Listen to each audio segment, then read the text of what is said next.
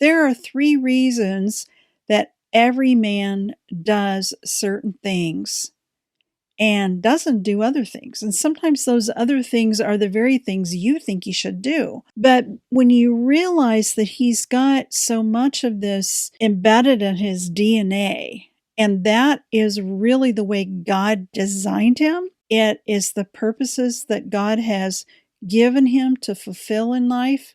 And he's going to go for that first. It's just part of his nature, if you will, to do these things. And the first of those things is protect. A man is driven to protect. He protects other people, and he protects other people lots of times to his own greater risk.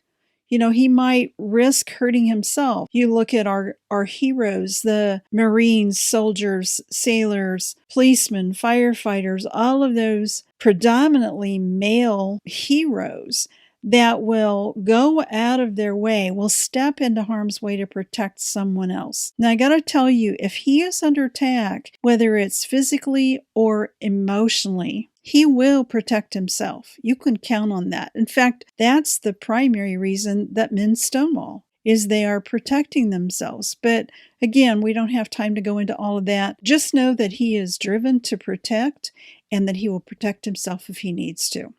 The second reason he does what he does is he looks for ways to provide for you. A lot of men really want to be the breadwinner. They want to be the one that makes the most money. That isn't always the case in every family. And when it's not, the relationship is a little bit more difficult. I've not seen a situation where the woman made more than the man and the man felt great about it. He always wants to be the one to provide. And if you will, that could be part of the way that he tries to protect her. But he's looking for ways to provide. He's looking for ways, if you will, to contribute to her life, to make her life better. There's reasons for that. We'll talk about that in the next section. The other thing that seems to be so deeply ingrained, embedded in a man's personhood, is to solve problems. He actually finds great satisfaction in being able to take a problem and figure out a solution. And that's why he doesn't listen to you when you're complaining about somebody or you're expressing emotions. His brain gets triggered right away. There's a problem here. We've got to fix this. Now, it doesn't feel that way to you because most of the time you just want him to listen. But in his mind, his automatic response is to solve the problem.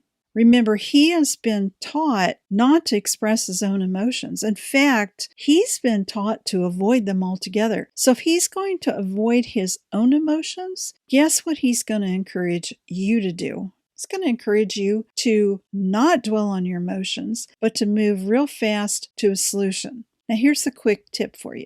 If you want to share something with him that's emotional, keep it as brief as you can.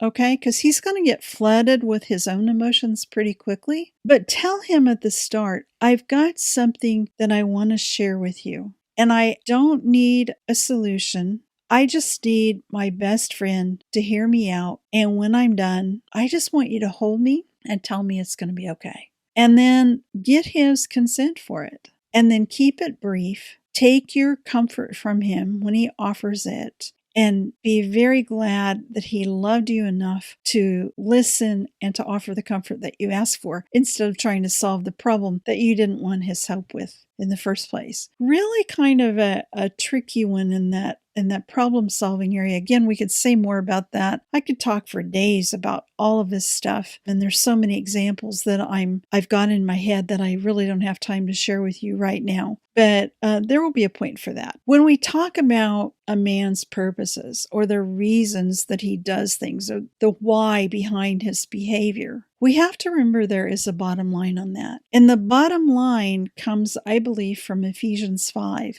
where Paul says, submit to your husbands out of reverence for Christ. Why should you submit to your husband? Well, let's see. If he's supposed to protect you, if he wants to provide for you and he loves solving problems for you, then you're going to submit to him so you can let him do the job God gave him to do. Doesn't mean you're not capable. It doesn't mean that you have to dumb yourself down. It simply means that you allow space and you allow freedom for him to be the man that God created him to be. And oftentimes that means he's taking leadership. And how he takes leadership depends a lot on how you respond to him. No one can be a hero if no one will let him be the hero. No one can lead if no one is willing to follow. That's the beauty of marriage, I believe, is that we engage in this beautiful dance together where the woman gets to be the woman and the man gets to be the man. And you orchestrate something that you can't orchestrate anyplace else in your life. You can only do it in your marriage. You can accomplish a lot of things, but like I tell my clients, it's like, this is the one place where you get to be the girl. Let's admit it. Every one of us deep in our heart longs to be the princess. And this is the place where we get to do it every single day. And I love it.